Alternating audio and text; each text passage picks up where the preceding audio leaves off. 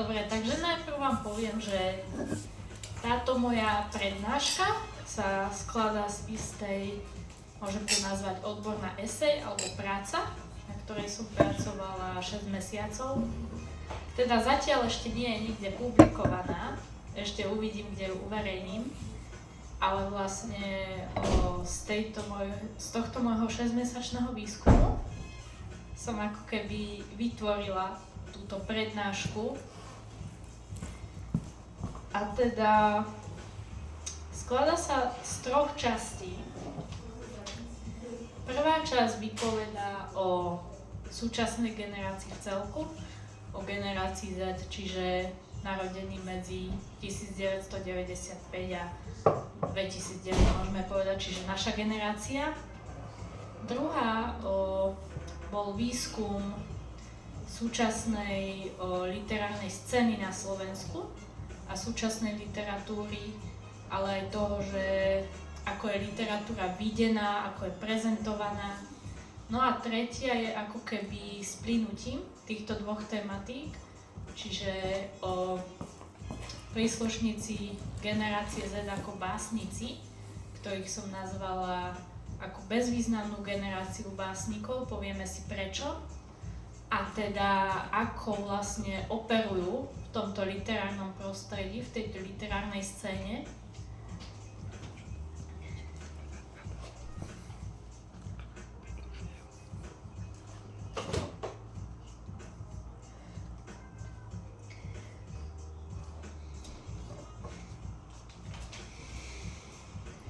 A teda možno sa pýtate, že prečo by som vôbec robila takúto štúdiu vo voľnom čase, alebo aký je jej cieľ.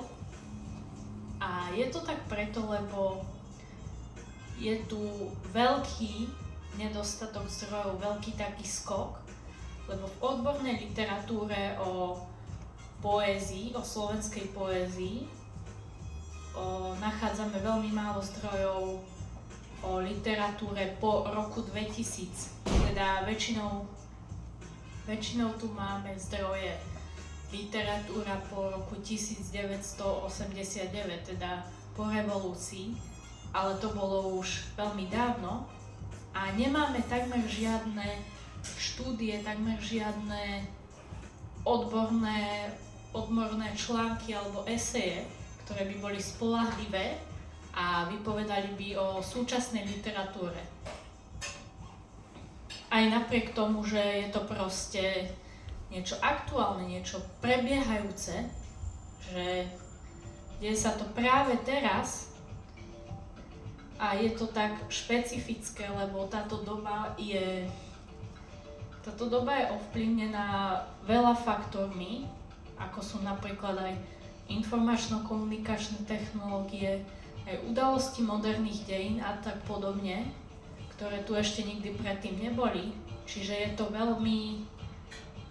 to veľmi špecifická situácia, nielen pre literatúru, ale aj pre celý svet a napriek tomu veľmi málo zdrojov. A ak nejaké nájdeme, tak sa veľmi často rozchádzajú a sú neucelené. Takže preto táto štúdia. A aj preto, že kto bol na minuloročnom Medarte, teda nie na tomto, ale na minuloročnom, tam som mala prednášku, na čo nám je poézia. A tá bola takým môjim prvým vnuknutím, o ktorom som zatiaľ ešte ani nevedela, spracovať túto tému. Že aký má vôbec význam písať v 21. storočí poéziu v tom pravom zmysle.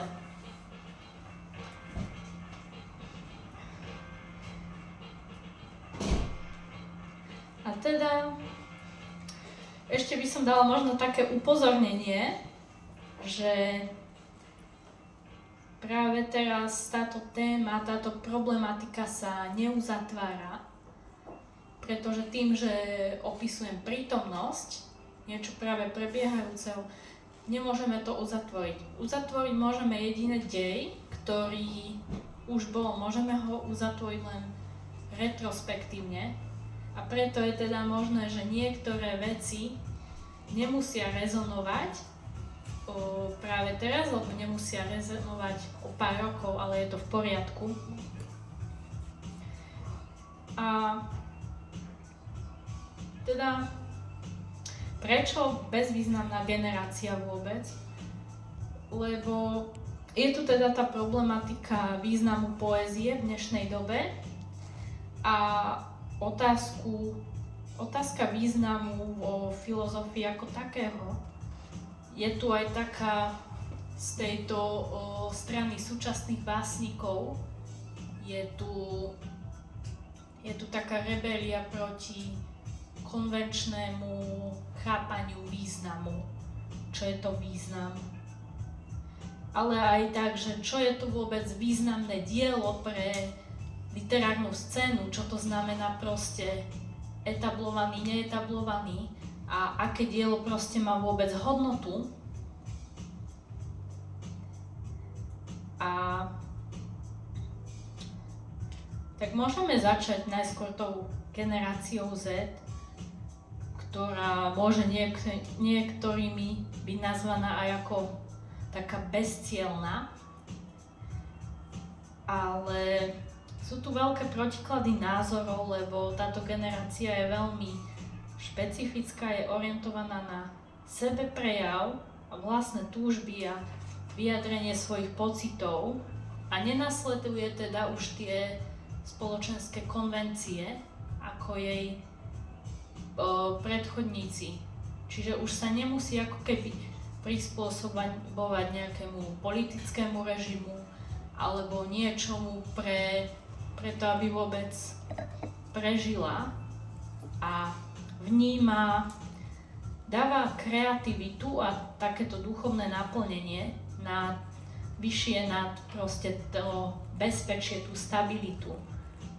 Taká najhoršia nočná mora pre moju generáciu by som povedala je, že ostať zaseknutý v nejakej práci, ktorá nenaplňa, alebo ostať proste v manželstve bez lásky, jednoducho ocitnúť sa v takej bezcielnosti, v takom väzení a že lepšia je tá neistota, ako vôbec to uväznenie. A je to generácia odlišná od všetkého predošlého, čo sme doteraz poznali, lebo vyrastali v dobe, ktorú svet vlastne doteraz nepoznal. Je tu aj proste ten strach z nenaplnenia a z budúcnosti, ale zároveň máme prístup k informáciám ako ostatné generácie nie. A môžem ešte dodať k tomu, že je veľmi tak komunitne, environmentálne orientovaná, aj humanitárne a také by som povedala kľúčové slova pre túto generáciu sú vyššia etika, inklúzia a udržateľnosť. A je tu aj proste veľký vplyv metafyziky a existencializmu, čo vidíme napríklad aj v tom, že už nie sme tak možno nábožensky orientovaní, ale skôr aj spirituálne. A sme v podstate takí novodobí melancholici, pričom vnímame smrť nie ako zánik, ako taký, ale ako zánik individuálnej pamäte. A teda sú tu aj ohľadom cestovania, je tu aj dislokácia, o ktorej si povieme konkrétne už v literatúre. A prejdeme týmto na literárnu scénu a súčasnú literatúru. Teda v súčasnej literatúre panuje veľmi taká zvláštna situácia, kde je taký ten estetické a vizuálne spracovanie, je veľakrát vyššie ako umelecká hodnota. Máme tu vlastne ten rozvoj IKT, ktorý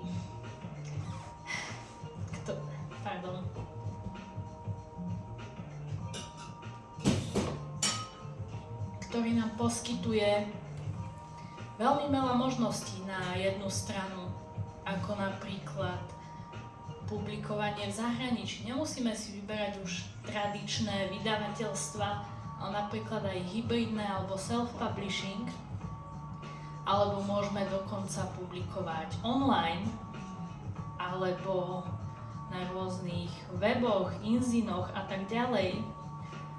Čo ale teda, keďže každý môže informácie nielen konzumovať už, ale môže ich aj tvoriť, môže ich zdieľať, môže ich upravovať, tak nastáva isté presídenie knižného trhu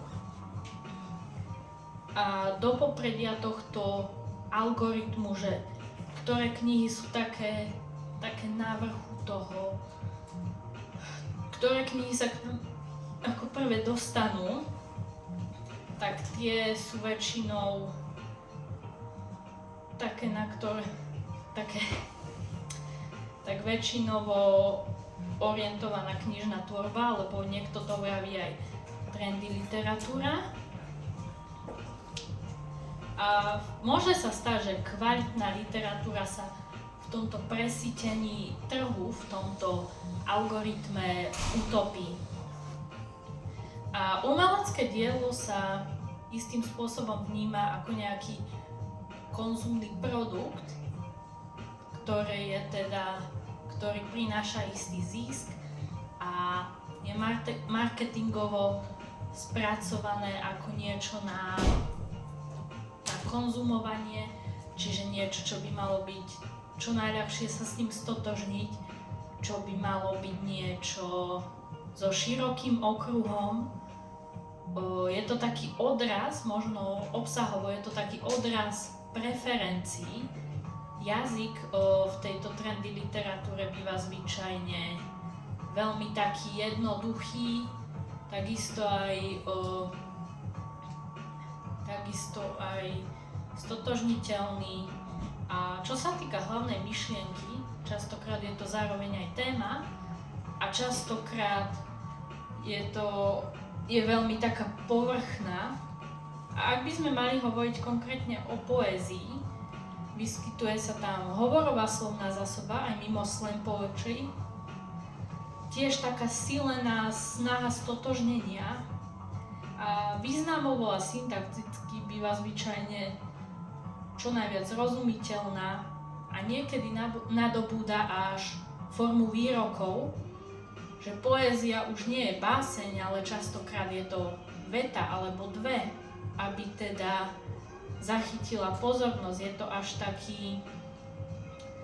až taký prehnaný minimalizmus v tom, že reflektuje popularitu nejakých názorov, ale nepridáva k problematike nič nové, iba vyjadruje s ňou súhlas alebo nesúhlas v rámci tých preferencií tej väčšiny.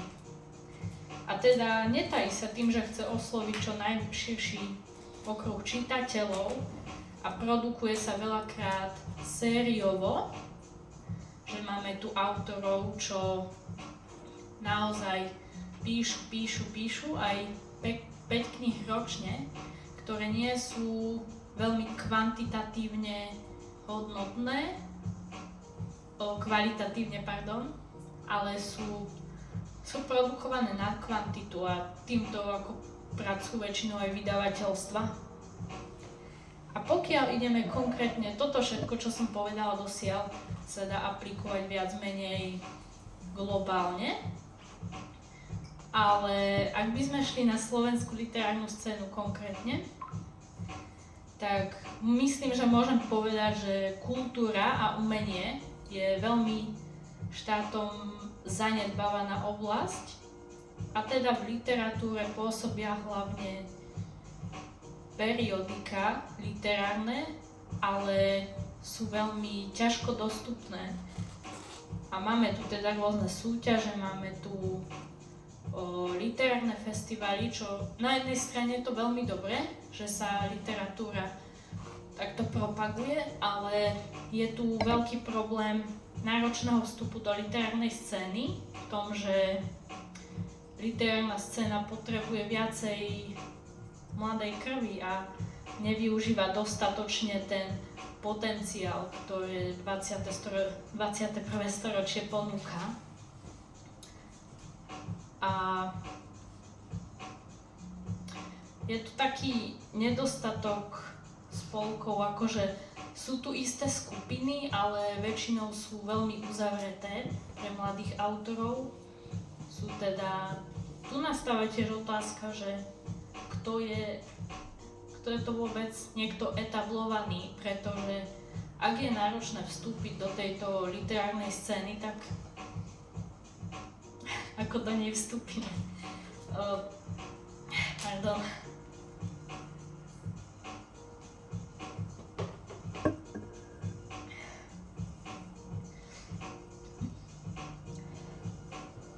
A teraz môžeme vlastne hovoriť priamo o tejto mladej, bezvýznamnej generácii básnikov na Slovensku.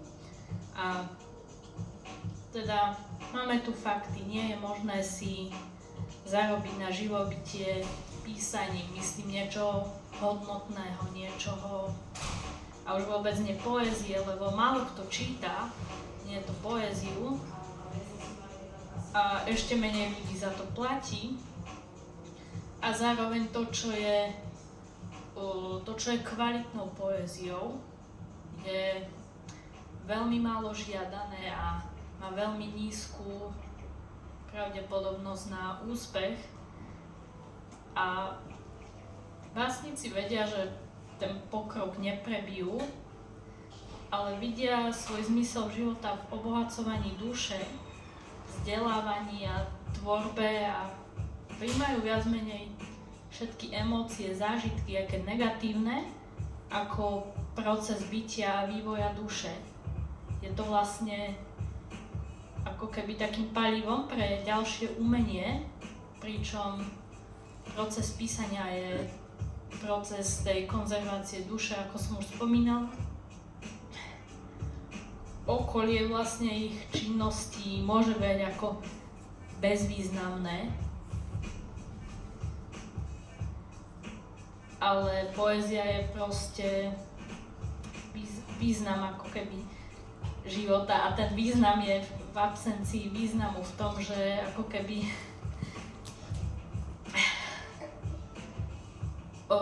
identifikovali, že v dnešnej literatúre chýba taká hĺbšia stimulácia, niečo také, čo naozaj sa dotkne tej ľudskej duše, alebo aspoň do nej trošku zaškrabne. A písanie ako také vidia ako také večné plynutie, proces. A duša existuje len ak je stimulovaná, čom významne proste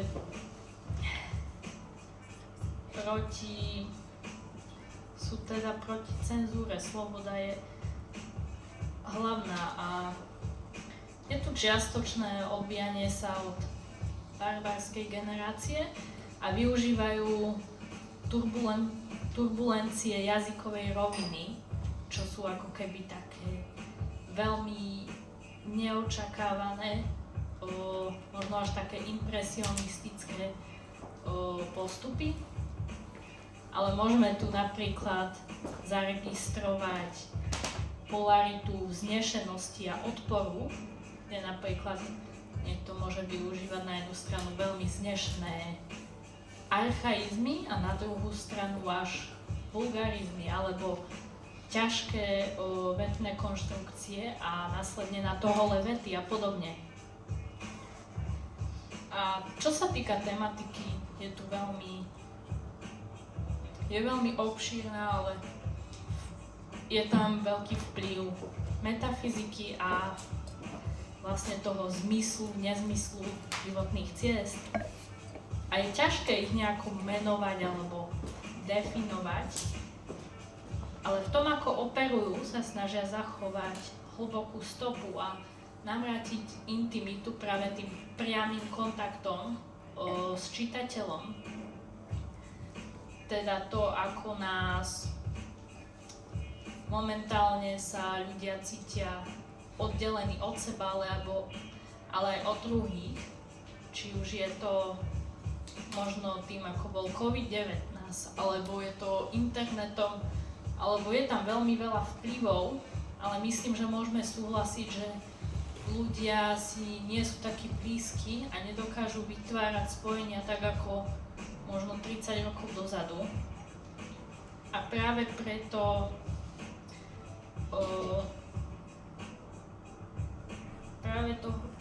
vlastne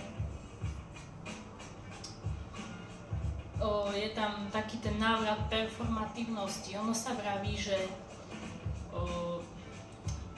vlastne poéziu nemožno čítať bežným jazykom, lebo to narúša jej štruktúru, ale navracia sa do toho až taká možno teatrálnosť v dobrom a až taká performatívnosť. A teda títo básnici veľakrát operujú v spolkoch alebo umeleckých komunitách, ktoré sú veľmi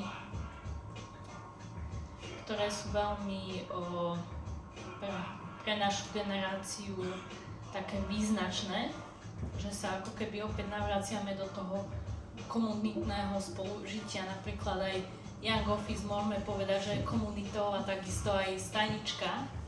Tieto komunity väčšinou pôsobia tak lokálne, sú inkluzívne, čiže sú ako keby opakom tej mainstreamovej literárnej scény. A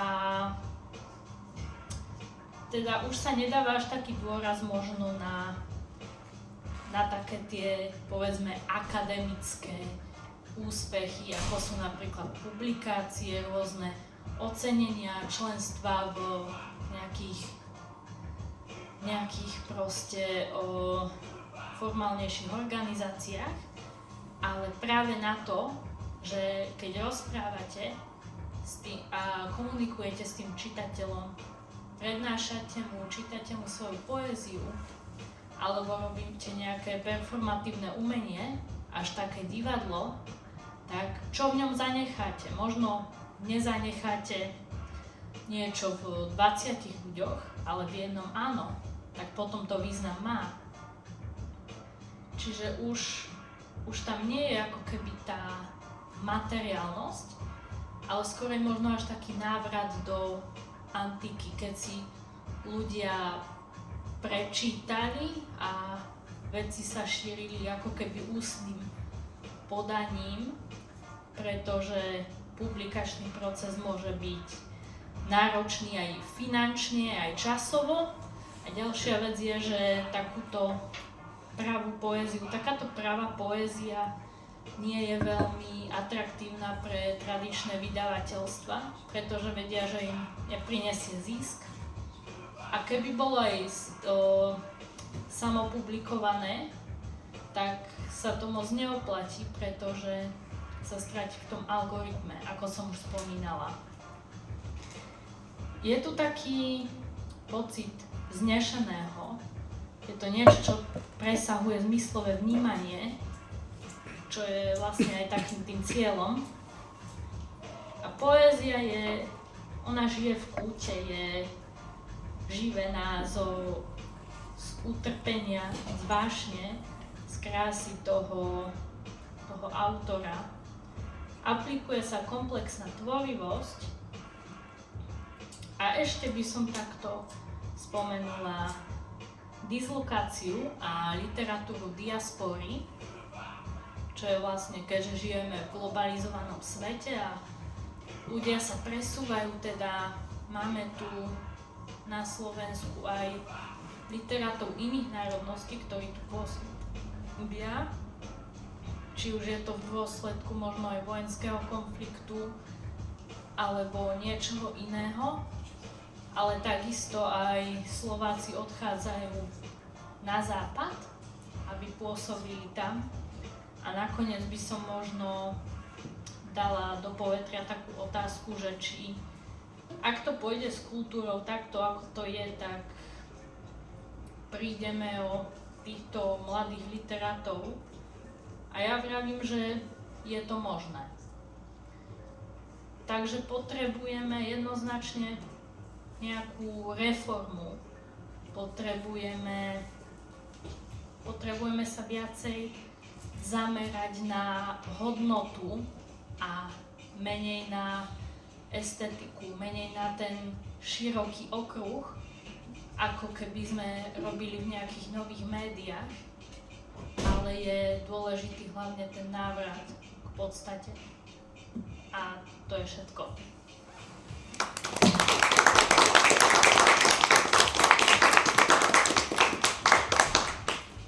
Ak máte hociaké otázky, tak sa môžete hocikto opýtať. Ako dlho ti trvalo vypracovať túto štúdiu? 6 mesiacov.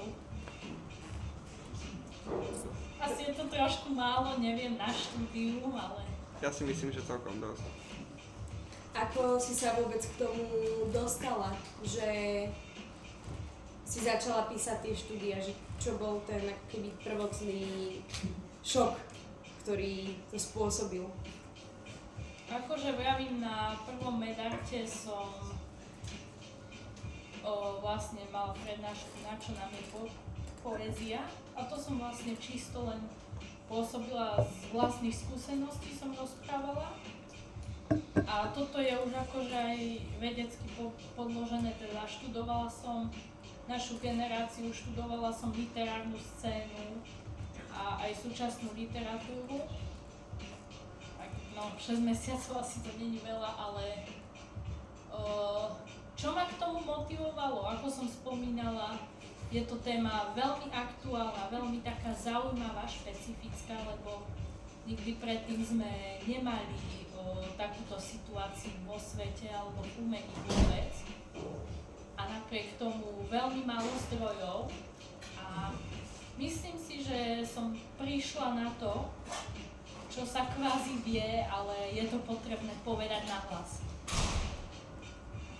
To si myslím, že máš veľkú pravdu. Aj v iných názoroch, aj v iných sférach, že podľa mňa o veľa veciach sa vie, ale možno práve to, že človek to povie nahlas, tak to tak toho človeka zapne, že aha, naozaj poďme nielen o tom rozmýšľať, ale niečo o tom s tým aj robiť. Áno. Určite chcem túto štúdiu aj publikovať niekde, len ešte neviem kde. A chceš aj pokračovať v ďalšej štúdii? Či je to skôr také, že keď príde ten input, tak príde a necháš to na takom voľnobehu? Tak pokiaľ sa dozviem niečo nové, alebo zistím, že som niečo nemala pravdu, tak určite to doplním a vedci, ako aj normálni vedci, aj literárni vedci, veľakrát skúmajú nejaký jav 20-30 rokov, pretože naberajú počas svojho života skúsenosti. Čiže je možné, že je to takýto veľmi, veľmi dlhodobý projekt, len zatiaľ o tom neviem. Ešte nejaké otázky? Smelo, pýtajte sa.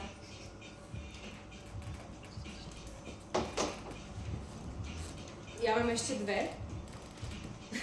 Že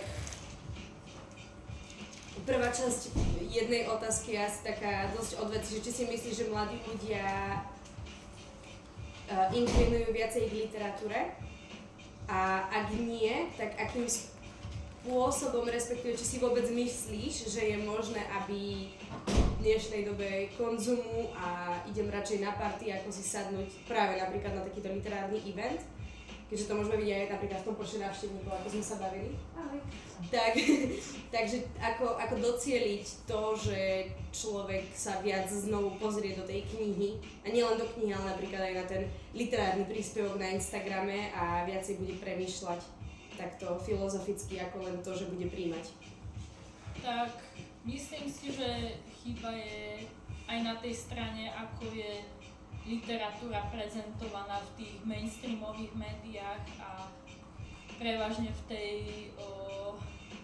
ako oficiálnej literárnej scéne, že naozaj ide po tom širšom okruhu čitateľov a teda sa nezaoberá až takou čitateľsky náročnejšou tvorbou. A čo ja si myslím, a poznám veľmi veľa inteligentných ľudí v mojom veku, A myslím si, že bolo by možné, aby čítali viac, len nie každý dokáže nájsť takéto komunity a nie každý k nim má prístup.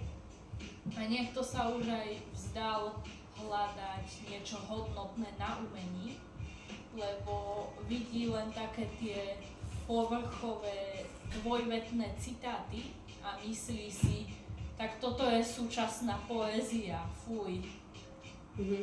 A tým pádom už nechce hľadať ďalšiu.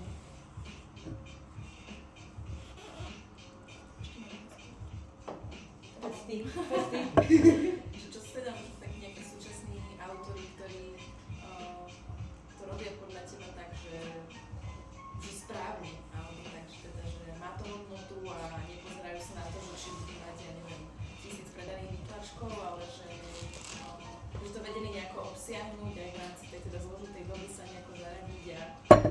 Tak je ťažké povedať, že čo je správne, nesprávne. Ale myslím si, že ak hovoríme o tej mojej generácii, mladej generácii, tak si myslím, že taký ten náš literárno-kultúrny boom ešte len príde.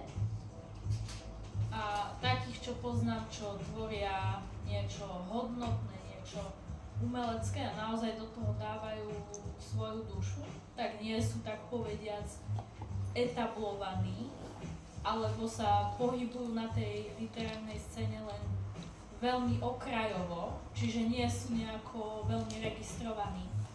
Nedá sa vôbec, že v knihkupectve, aj keď niekde úplne v zadnej polícii, že fakt nájdem malú knižku niekoho, kto akože... Je to možné, ale sú to zvyčajne knižky, o ktorých musí človek vedieť vopred, aby ich našiel.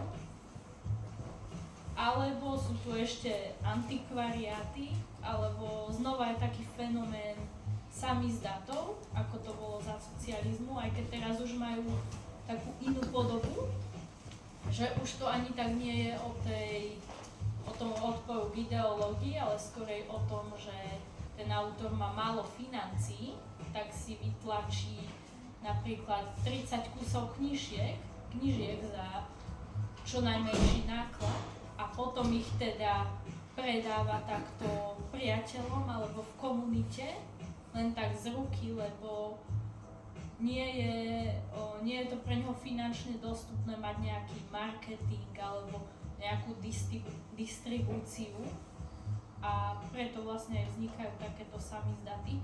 A ešte by som možno dodala, že je tam aj ohľad tej cenzúry, že veľakrát sú diela aj cenzurované, aby boli ľahšie na pochopenie.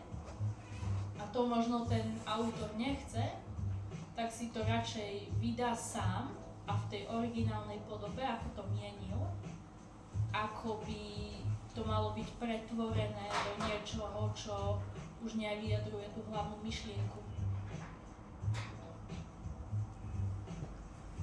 A mohla by som sa opýtať, ja celkovo tak vnímam teraz v tejto spoločnosti, že tak najpopulárnejšie sú ako slam poetry, že vlastne nie je to písané, iba je to hovorené niekde pred niekoľkými ľuďmi, kto príde a kto chce ísť na open mic. A chcela by som sa opýtať, že vlastne aký máš na to pohľad na ten slam poetry, že či je to v poriadku, alebo ani veľmi nie. Tak slam poetry robí dobre to, že sa prinavracia k tomu priamému kontaktu, lebo si myslím, že v tom je budúcnosť poézie. Ale robí nesprávne to, že aj keď si to možno neuvedomuje, ide tým mainstreamovým prúdom, lebo taktiež slam poetry je písaná pre širšie zaujatie a zvyčajne sa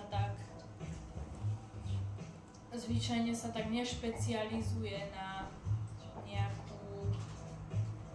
nejakú hlbšiu, ako to povedať, nejaký hlbší význam, ale skorej tam ide o ten performance a o taký ten faktor relatability alebo stotožnenia, že básnik povie napríklad nemám rád pondelky a ty si povieš ja tiež nemám rada pondelky.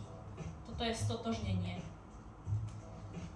A tieto formy stotožnenia v literatúre sú veľakrát doslova písané tak, že väčšina populácie ľudstva by sa s nimi stotožnila. Napríklad to, keď prší, je ti dobre v posteli a musíš vstať, nechce sa ti vstať. Toto je niečo, čo zažilo 99% z nás. To je ako astrológia, že sa o nej hovorí, čo sú tie predpovede v časopisoch a v novinách. Horoskopy, pardon. A sú aplikovateľné takmer na všetkých. Na všetkých, áno. Áno, Že... toto je presne to isté. To zasmiala, keď si to povedala, že úplne. A Tak na to sedí. toto je taký prvok na také falošné vytvorenie puta s tým autorom, že si povie, že tento autor mi rozumie, aj keď jediné, čo mu stačí rozumieť, je ľudská psychológia a možno to, čo si väčšina ľudí myslí, ale nepovie to, lebo im to príde zbytočné. A ty to povieš, tak automaticky majú o tebe mienku, že wow. Mňa ešte možno zaujímala, keď si hovorila o tej komunikácii, že, a to si aj ja všímam, že v dnešnej dobe máme podľa mňa, ako ľudia sme dostali neskutočný dar slova, ale my ho podľa mňa vôbec nevieme aplikovať. Neviem, či je to kvôli práve, ako si aj ty spomínala, covidu, alebo kvôli tým sociálnym sieťam, ale čo si, ak sa môžem na tvoj vlastný názor spýtať, takže čo si myslíš, čo by tomu možno pomohlo? Čo by to, možno tú komunikáciu nejakým spôsobom zlepšilo? Akože rozumiem, že každý treba začať od seba v prvom rade, ale že možno aj ako si myslíš, že ako to bude do budúcna. Nielen s našou generáciou, ale vlastne už aj s generáciou, čo je po nás. Ľuďom by jednoznačne v komunikácii pomohlo, keby začali opäť chodiť do divadla a začali chodiť takto medzi ľudí, kde sa číta, kde sa komunikuje, do takýchto, povedzme, otvorených, inkluzívnych komunít.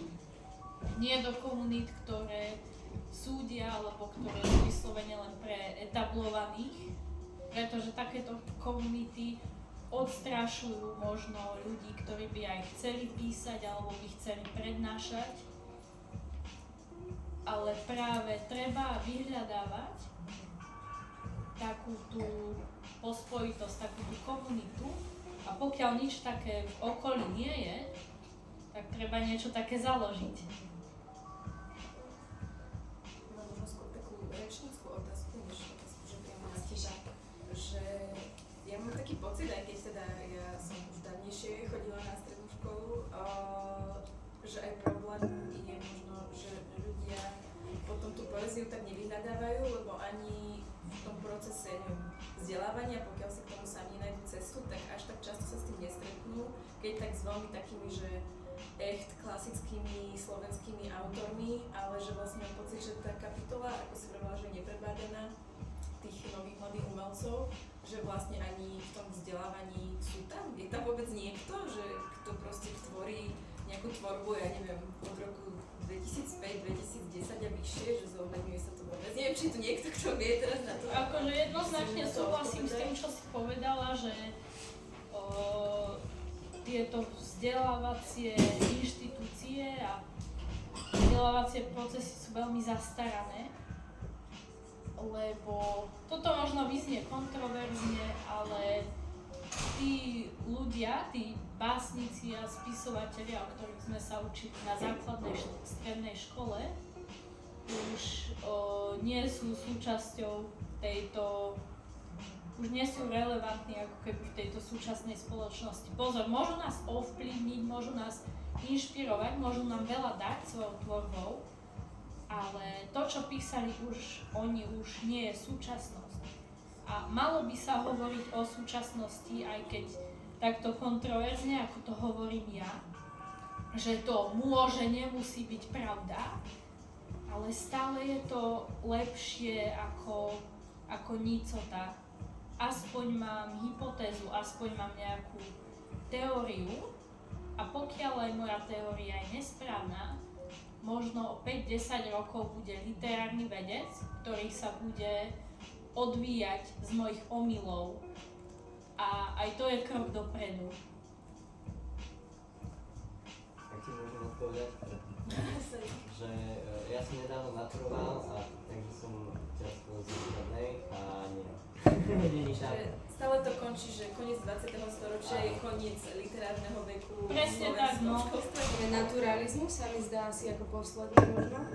A rozprávka Pamätám taký, že sú. Sklený vrch a takéto diela a tam niekde sme asi že končili. To mi vôbec, že nič nehovorí. Ak mám, Ani literatúry. ak mám hovoriť konkrétne o mojej strednej, tak my sme, čo si ja pamätám, úplne už blízko k maturite, Dušan Dušek, Kufor na sny. Áno. No. A potom už nič. Ako ja som maturovala, bude to už 2 roky dozadu, ale vravím, že naozaj ako keby dáva sa prílišný dôraz na tieto veci, čo boli dávno pred nami, a pritom dôraz by sa mal dávať práve že na prítomnosť, respektíve od čoho sa môžeme odvíjať. Aby sme respektíve nežili v minulosti, môžeme sa minulosťou inšpirovať, ale nie je dobré v nej žiť. Je dobré vedieť, čo sa deje práve teraz a operovať v budúcnosti v tomto zmysle, že čo práve v prítomnosti chýba, čo môžem vylepšiť a čo dobré môžem vrátiť z minulosti. Ale pokiaľ budeme vedieť čisto len o minulosti, tak nás to nefascinuje, pretože už to nie je aktuálne a týmto máme ako keby v hlave, v podvedomí tak nastavené, že tu sa to zastavilo, čo vôbec nie je dobré a vravím, je lepšie povedať možno nejaké hypotézy alebo teórie o súčasnosti, ako nepovedať o súčasnosti nič. To je asi aj tá odpoveď na otázku, keď niekedy rozmýšľajú ľudia, že a prečo tá nová generácia a mladšia generácia nečítajú toľko a tak ďalej, keď sú im aj keď v tej škole, hej, tak doslova nanúcované naozaj literárne diela, s ktorými oni nemajú šancu sa stotožniť. Presne tak. Lebo žijú už úplne v inej dobe a riešia úplne iné problémy ako niektorí ľudia. A pritom, ako si povedala, že sú to len vzdelávacie inštitúcie, tak v podstate škola, hociaka, či už od materskej až po vysoko sa charakterizuje ako výchovno-vzdelávacia inštitúcia, že áno. A keby, napríklad ja si nepamätám na svojej základnej škole, že by sme mali učiteľa, alebo aj na strednej, ktorý by bol tak fascinovaný literatúrou, že by nám aspoň povedal, OK, keď to nemáme v tej učebnici a v tých školských osnovách, tak aspoň ak by ste mali záujem, tu sú takíto a takíto mladí umelci, ktorých literatúru si môžete prečítať. Že vôbec ako keby na to nebol priestor, ale to je potom možno aj otázka toho celkovo, aké momentálne je školstvo, že není, že priestor na diskusiu je vlastne až na konci hodiny a musíme si prejsť silaby a musíme prejsť to, čo je v silabách a tak ďalej. Tuto sa opäť prinaviaciam aj v tej generácii Z, že by som povedala, čo je aj vedecky dokázané, vravím, študovala som to 6 mesiacov, že takým najväčším strachom pre nás je to skončiť niekde, kde budeme nešťastní, či už v práci, či už v manželstve, či už jednoducho v nejakej nedobrej dlhodobej situácii. A to práve lebo sme videli za náš kratučký život veľmi veľa ľudí, ktorí sú zaseknutí v práci alebo vo vzťahu, v ktorom sú nešťastní a jednoducho rezignovali.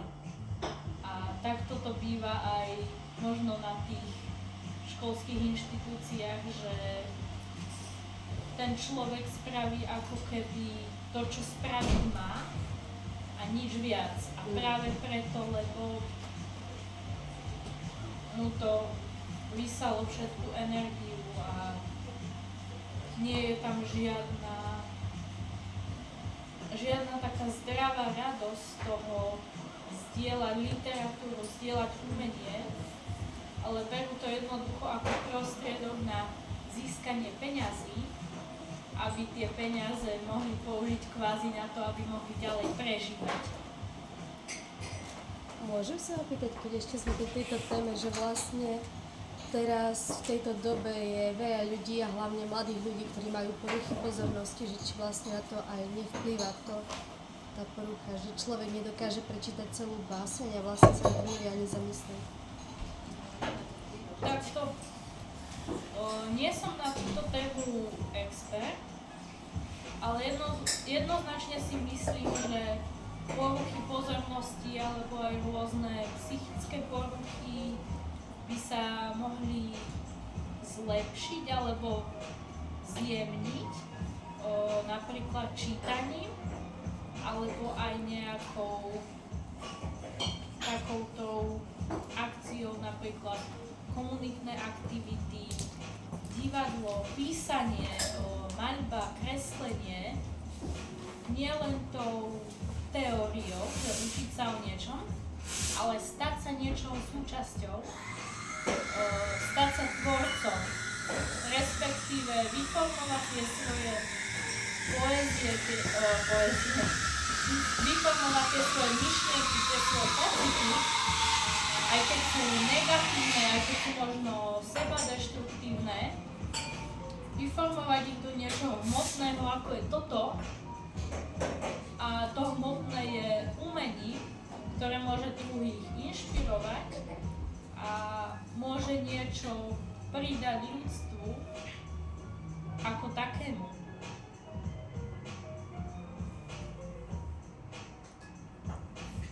Ja mám možno ešte jednu poslednú z mojej strany otázku, že ako si sama povedala, že ešte naša generácia vlastne básnikov a literátov, poetov, umelcov, ten boom ešte len príde.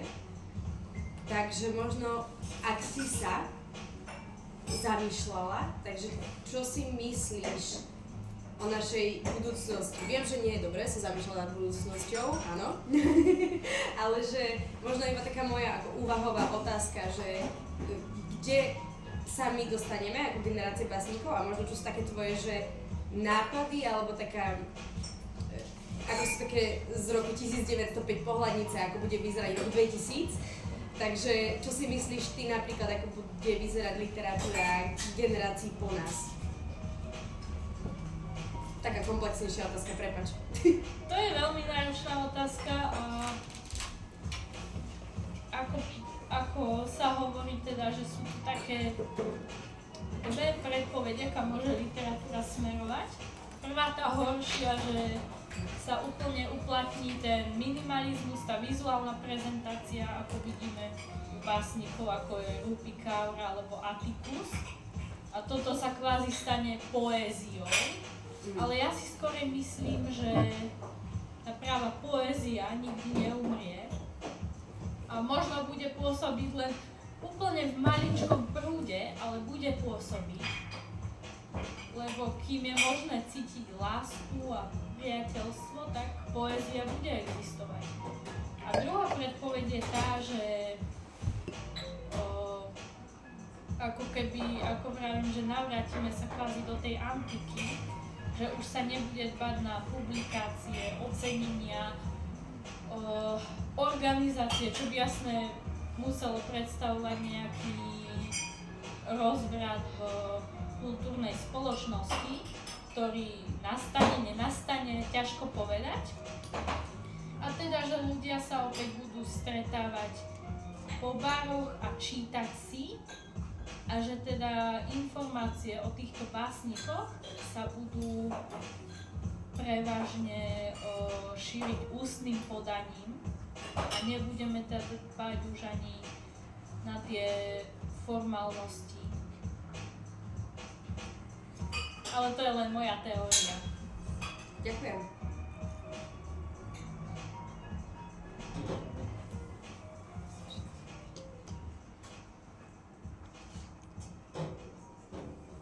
Máte ešte niekto nejakú otázku?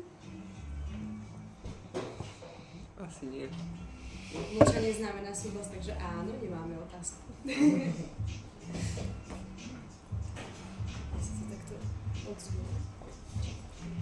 Takže by som to dneska aj ukončila a kto chce, môže ostať na afterku, kto nie, tak dovidenia a pekný večer. Ďakujeme veľmi krásne, že ste všetci prišli.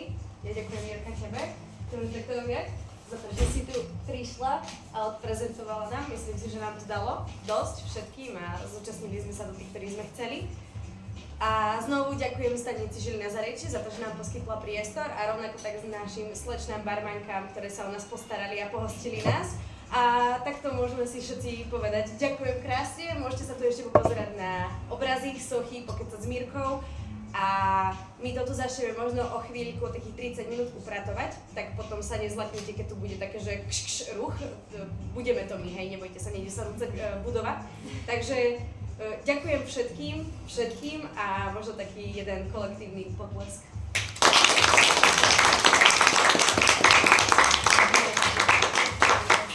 Ja ďakujem.